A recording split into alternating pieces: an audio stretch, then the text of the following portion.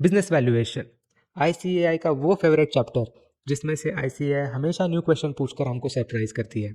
उसी चैप्टर में से एक कंसेप्ट है जो कि है F C F F and F C F E, जो स्टूडेंट्स को बहुत ज़्यादा कंफ्यूज करता है और वही दिक्कत देता है आगे जाके हमको एग्जाम में सॉल्व करने के लिए। तो हेलो दोस्तों, मैं हूँ सी एस स्वप्निल और आप देख रहे हो संजय विजन क्लासेस। तो ये मैं आपको पढ़ा रहा हूँ जो मेरी नो कन्फ्यूजन कंसेप्ट नोट्स है, उसमें से जो मैंने हैंड रिटन नोट्स बनाए हैं उसमें से आपको ये पढ़ा रहा हूँ।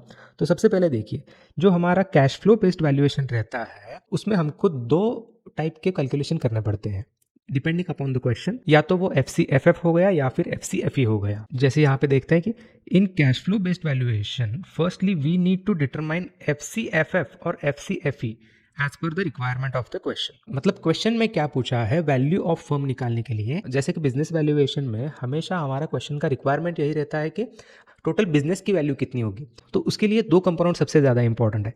पहला हो गया एफ सी एफ एफ और दूसरा हो गया एफ सी एफ ई। कौन सा हमको कैलकुलेट करना है ये डिपेंड करता है क्वेश्चन में हमें क्या पूछा गया है। अगर क्वेश्चन में हमको पूछा गया है कि एफ सी एफ एफ के बेस्ड आप लोग कैलकुलेशन करके दिखाओ, तो सबसे पहले ये पता करना पड़ेगा कि एफ सी एफ एफ का मतलब क्या है। एफ सी एफ एफ मतलब free cash flow to the firm. जब भी हम लोग किसी भी फर्म या कंपनी के सोर्सेस ऑफ फंड्स के बारे में सोचे तो मेनली वो दो प्रकार से आते हैं, या तो वो डेट हो गया या फिर इक्विटी हो गया।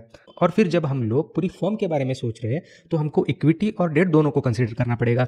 तो एफ सी एफ एफ का कैलकुलेशन उस पॉइंट ऑफ व्यू से होता है कि हमको डेट और इक्विटी दोनों को कंसिडर करना है। इसी को कंसिडर करते हुए हम लोग आगे देखते हैं कि हमको कैलकुलेशन कैसे करनी है। तो पहले जब हम आएंगे ईबीआईटी पे, मतलब earnings before interest and taxation, तो ईबीआईटी से हम लोग सीधा माइनस कर देंगे टैक्स, जो भी हम लोगों का कॉर्पोरेट टैक्स रेट रहेगा, ना कि हम लोगों को पर्सनल टैक्स माइनस नहीं करना है। कभी कभी क्वेश्चन में हम लोगों को दो टैक्स रेट्स दे रखे होते हैं, एक होता है पर्सनल टैक्स रेट, दूसरा होता है कॉर्पोरेट टैक्स रेट। हमको उसमें से आइडेंटिफाई करना पड़ेगा कि कौन सा वाला कॉर्पोरेट टैक्स रेट है। वो आइडेंटिफाई करना भी आसान है, जब तुम लोग क्वेश्चन देखोगे तो तुमको ईजिली समझ आ जाएगा।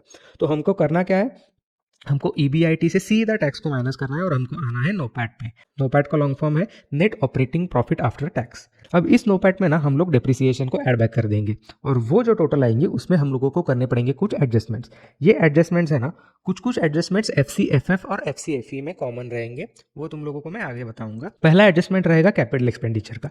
कैपिटल एक्सपेंडिचर मतलब हर कोई कंपनी अपने बिजनेस को ग्रो करने के लिए कुछ ना कुछ इन्वेस्टमेंट करती रहती है, या फिर हम लोग बोले तो कैपिटल एक्सपेंडिचर करती रहती है, जिससे कि बिजनेस को स्टेबल रहने में, ग्रो करने में आसानी रहे।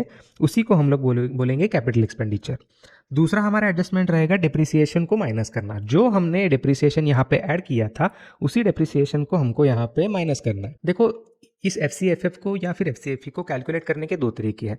या तो तुम लोग डिप्रिसिएशन को ऊपर ऐड करो ही मत, और तो फिर तुमको नीचे डिप्रिसिएशन को डिडक्ट करने की जरूरत ही नहीं पड़ेगी, या फिर ऊपर ऐड कर लो और फिर नीचे उसको माइनस कर लो। और आखिरी हमारा एडजस्टमेंट रहेगा net changes in working capital. वो जो भी एडलेस होगा वो उसको एडजस्ट करके हम लोगों को फाइनल कैलकुलेशन, फाइनल आंसर आ जाएगा एफ सी एफ एफ, यानी कि free cash flow to the firm.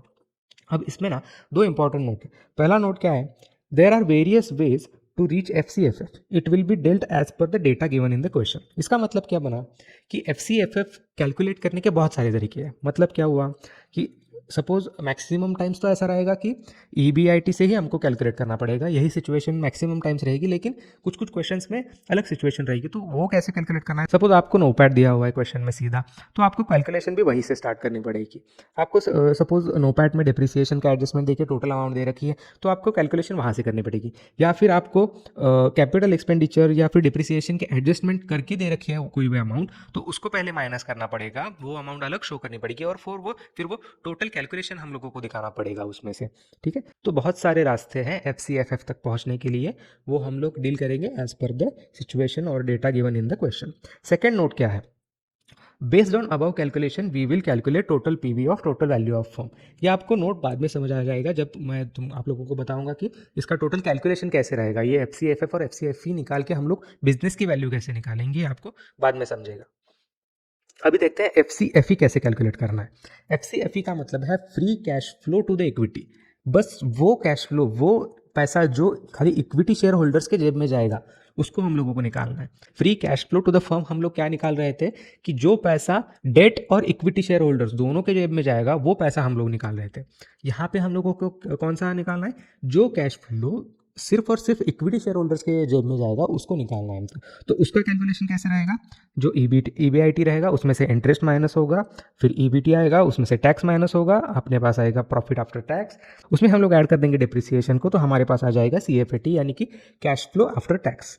अब इसमें हम लोगों को करने पड़ेंगे कुछ एडजस्टमेंट, जैसे कि हम लोगों ने एफसीएफएफ में एडजस्टमेंट्स करे थे, उसी प्रकार से कुछ एडजस्टमेंट्स यहाँ पे भी है। जो हम लोगों ने 3 एडजस्टमेंट्स ऊपर देखे थे ना, capital expenditure, depreciation and net changes in working capital, वो तीनों adjustment as it is same to same यहाँ पर भी रहेंगे। कुछ एडजस्टमेंट्स नए हैं इसमें, वो क्या है देखते हैं। न्यू डेट्स इश्यूड को हम लोगों को ऐड करना है, मतलब डेट्स इशू करके कौन सा पैसा आया, कितना पैसा आया उसको ऐड करो, फिर उसमें से माइनस करो डेट रीपेमेंट्स, यानी कि डेट की वजह से हम लोगों ने इस साल रीपेमेंट कितना किया, प्रिंसिपल रीपेमेंट कितना किया, उसको माइनस करो। फिर उसके बाद net issue of preference shares. Net issue मतलब प्रेफरेंस शेयर्स इशू करने के वक्त जो भी आप लोगों को पैसा आया, उसमें से जो भी आपको इशू करने के लिए कॉस्ट लगी, उसको माइनस करके जो भी नेट अमाउंट आएगा उसको आप लोग यहाँ पे ऐड कर दो। उसके बाद जो भी आप लोगों का प्रेफरेंस डिविडेंड रहेगा कंपनी का, उसको आप लोग यहाँ पे माइनस कर दो। मतलब जो भी डेट से प्रेफरेंस शेयर से पैसा आया और डेट और प्रेफरेंस शेयर के लिए पैसा गया, वो एडलेस हम लोगों को करना है। बस इतने ही नए एडजस्टमेंट्स हैं। ये एडजस्टमेंट्स है ना, हम लोगों को आईसीआई के मटेरियल में नहीं देखेंगे। ये एडजस्टमेंट्स कहीं तो इंस्टीट्यूट ने एमटीपे में इंट्रोड्यूस करा था, और वो आज तक इंस्टीट्यूट पूछता है एज ए हिडन एडजस्टमेंट्स करके। वो हर बार ही नया क्वेश्चन में ना ऐसा कुछ तो ट्विस्ट डालेंगे और हम लोगों को कंफ्यूज करेंगे।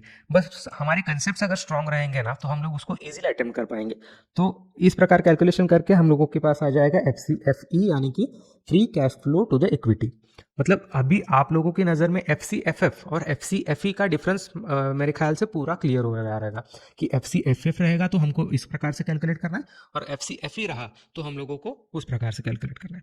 अभी टोटल जो फाइनल आंसर निकलेगा वो कैसे निकलेगा, ये एफसीएफएफ हो या फिर एफसीएफई हो, दोनों को हम लोग जब कंसिडर करेंगे तो बिजनेस का वैल्यू निकालने का जो हमारा फाइनल आंसर है वो कैसे हम लोग कैलकुलेट करेंगे। तो पहले यहाँ पे मैंने एक सिचुएशन दे रखी है, उसके हिसाब से चलते हैं।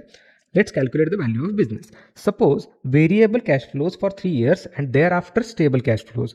मतलब क्या, एक सिचुएशन ऐसी इमेजिन करो जहां पर हम लोगों को 3 साल तक हर साल वेरिएबल कैश फ्लोज आने वाले हैं। मतलब क्या बना, अगर इस साल में 100 रुपये आएंगे तो अगले साल 100 से अलग कुछ भी आएगा, मतलब 90 आएगा या 110 आएगा, उसके साल भी कुछ तो अलग आएगा। मतलब हर साल सेम कैश फ्लो नहीं आएगा।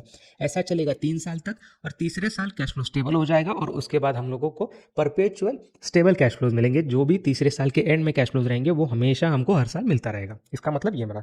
डिस्काउंटिंग फैक्टर हमको दे रखा है 10%, ग्रोथ रेट हमको यानी कि जी दे रखा है 6%। ये हम लोगों ने सिचुएशन या फिर एग्जांपल इमेजिन कर लिया। तो फाइनल आंसर निकलेगा 3 स्टेप्स में। पहला स्टेप रहेगा प्रेजेंट वैल्यू ऑफ अर्निंग्स को कैलकुलेट करना। अभी ना यहाँ पे एक कैच है, आईसीआई ना क्वेश्चन में कई बार एफसीएफएफ और एफसीएफई को ना इंटरचेंजेबली यूज़ करता है। तो हम लोगों को है ना क्वेश्चन में जो डेटा दिया गया है उससे आइडेंटिफाई करते आना चाहिए कि हम लोगों को एफसीएफएफ निकालना है, एफसीएफएफ कैलकुलेट करना है, या फिर एफसीएफई कैलकुलेट करना है। तो जब तुम लोग ये एफसीएफएफ और एफसीएफई का बेसिक्स क्लियर कर लोगे ना, तो तुम लोगों को क्वेश्चन सॉल्व करते वक्त बिल्कुल भी दिक्कत नहीं आएगी। तो स्टेप क्या है, प्रेजेंट वैल्यू निकालना है कि ईयर 1, 2 और 3 का जो भी एफसीएफई रहेगा उसको हम लोग प्रेजेंट वैल्यू निकालेंगे। हर साल का अलग क्यों निकलेगा, जैसे कि हम लोगों ने पहले ही कंसीडर कर दिया, हर साल वेरिएबल कैश फ्लो है 3 साल तक, जो भी प्रेजेंट वैल्यू आएगा उसको कैलकुलेट किया। फिर हम लोग निकालेंगे टर्मिनल वैल्यू स्टेप 2 में। यहाँ पर भी देखो टर्मिनल वैल्यू मतलब perpetual growth that will be achieved, मतलब इतनी वैल्यू हम लोग लाइफ टाइम में उस बिजनेस से अचीव कर पाएंगे अगर ये कैश फ्लो हमारा लाइफ टाइम यानी कि परपेचुअल स्टेबल रहा तो हम लोग टर्मिनल वैल्यू को कैसे कैलकुलेट करेंगे। हमारा जो ईयर 3 का एफसीएफई आया था उसमें हम लोग ग्रोथ रेट को ऐड कर देंगे, और उसको हम लोग जो भी हमारा डिस्काउंटिंग फैक्टर रहेगा उसमें से ग्रोथ रेट माइनस करके हम लोग मतलब उसको परपेचुअली खींच लेंगे 3rd ईयर में, और उसको एक बार फिर खींच लेंगे प्रेजेंट वैल्यू में। तो जो भी हमारा है वो टर्मिनल वैल्यू कैलकुलेट हो जाएगा। स्टेप 3 कुछ भी नहीं है, जो हम लोग स्टेप 1 और स्टेप 2 को कैलकुलेट करेंगे तो उसका टोटल करेंगे तो हमारे पास आ जाएगा टोटल वैल्यू ऑफ फर्म या फिर कंपनी, जो भी आप बोलो, तो वो आ जाएगा। इसका कैलकुलेशन बस इतना सिंपल है। लेकिन सिचुएशन क्या रहती है ना कि इंस्टीट्यूट बिजनेस वैल्यूएशन पे क्वेश्चन तो हर बारी पूछता है, लेकिन वो हर बारी क्वेश्चन नया रहता है, हर बारी क्वेश्चन न्यू फ्रेम रहता है। ना तो वो मॉड्यूल से रिपीट रहेगा, ना तो वो किसी भी पास्ट एग्जाम से रिपीट रहेगा, ना तो आरटीपी एमटीपी कहीं से भी नहीं रिपीट होगा। उसमें हर बारी कुछ ना कुछ तो एडजस्टमेंट जो है ना वो नया आया रहता है। इसलिए हम लोगों को हमारे जो कंसेप्ट है ना बिजनेस वैल्यूएशन के, उसको स्ट्रॉन्ग करना बहुत जरूरी है। तो FCFF और FCFE एक ऐसा कंसेप्ट था जिसमें हम हमेशा स्टूडेंट्स को कंफ्यूजन रहता है। अगर आप लोग यहाँ तक देख रहे हो तो आप लोगों का FCFF और FCFE में से कंफ्यूजन क्लियर हुआ रहेगा। तो अभी जो मैंने आपको पढ़ाया वो पढ़ाया मैंने मेरी नो कंफ्यूजन कंसेप्ट बुक से, जो कि अभी प्रिंटेड मतलब हार्ड कॉपीज जिसकी अवेलेबल हो चुकी है हमारी वेबसाइट पे। हमारी जो वेबसाइट है svccaclasses.com करके, उस पर अगर आप लोग जाओगे ना तो हार्ड कॉपी अभी आपको combo, no confusion concept notes और क्वेश्चन सेट भी आपको देखने के लिए मिल जाएगा। सही है, ये कॉम्बो भी आपको देखने के लिए मिल जाएगा। तो आपको मेरे ये नो कन्फ्यूजन कंसेप्ट नोट्स अगर पसंद आ रहे हैं तो आप लोग मेरी वेबसाइट पे जाके उसको परचेस कर सकते हो। तो इस वीडियो में आपको जो भी पसंद आया नहीं आया, आपके जो भी डाउट्स रहेंगे वो सब आप मुझे कमेंट्स में पूछ सकते हो। और इस वीडियो को लाइक शेयर सब्सक्राइब कर दो, और छोटे मोटे अपडेट्स मैं इंस्टाग्राम पे देता रहता हूँ तो वहाँ पर भी जाके फॉलो कर दो। इस वीडियो में इतना ही। Thank you, bye bye.